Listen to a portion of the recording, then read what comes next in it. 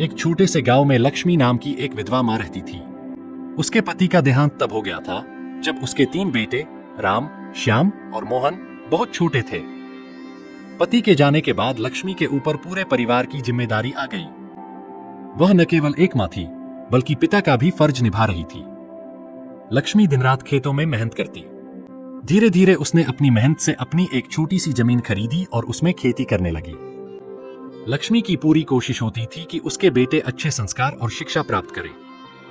बेटों का स्वभाव एक दूसरे से बिल्कुल अलग था। राम, जो सबसे बड़ा था, बहुत मेहनती और जिम्मेदार दिखता था। वह खेतों में मां का हाथ बंटाता और काम में कोई कसर नहीं छोड़ता। लेकिन उसका स्वभाव स्वार्थी था। वह हमेशा अपने लाभ के बारे में सोचता और दूसरों की परेशानियों को अनदेखा कर देता। श्याम, जो मझला था, चतुराई और बातों से अपना काम निकलवाने में माहिर था। उसे खुद पर गर्व था कि वह हर परिस्थिति में अपना फायदा देख सकता है। पर उसकी चतुराई में कभी कभी छल भी झलकता था। मोहन, सबसे छोटा बेटा, अपनी मां का सबसे बड़ा सहारा था।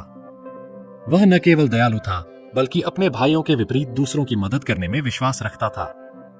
मां की देखभाल और घर के छोटे छोटे काम करना उसे सबसे ज्यादा प्रिय था। समय के साथ लक्ष्मी बूढ़ी हो गई। उसके शरीर में अब पहले जैसी ताकत नहीं रही थी। खेतों का काम करना अब उसके लिए मुश्किल हो गया था। वह अपने बेटों पर निर्भर होने लगी, लेकिन उसकी चिंता बढ़ने लगी। उसने सोचा कि अगर बेटों को अपनी अपनी जिम्मेदारी दी जाए तो शायद वे उसे सहारा देंगे। लक्ष्मी ने अपनी जमा पूंजी और मेहनत से एक एक करके अपने बेटों के लिए अलग अलग घर बनवाए। हर बेटे को अपनी जगह दी और उम्मीद की कि वे अपनी जिम्मेदारियां समझेंगे। अगला पार्ट देखने के लिए वीडियो को लाइक और चैनल को सब्सक्राइब करें।